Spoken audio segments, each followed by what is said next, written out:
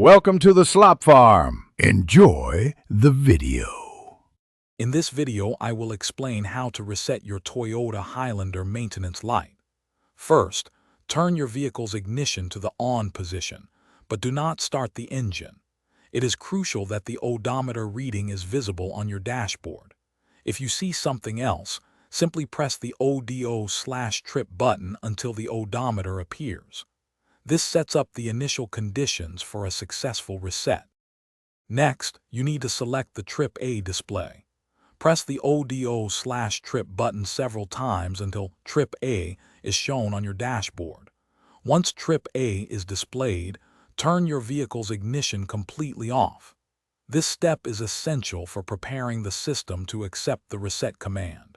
Make sure the ignition is fully off before proceeding to the next stage. Now for the main reset action. Press and hold down the ODO/trip button. While continuously holding this button, turn your vehicle's ignition back to the on position. Do not start the engine.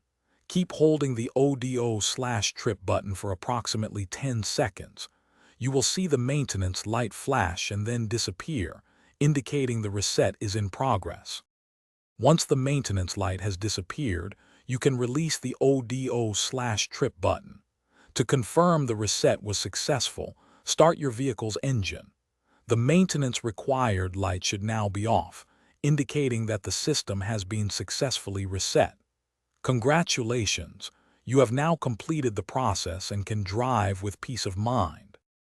Thanks for watching. Consider subscribing if we helped you today.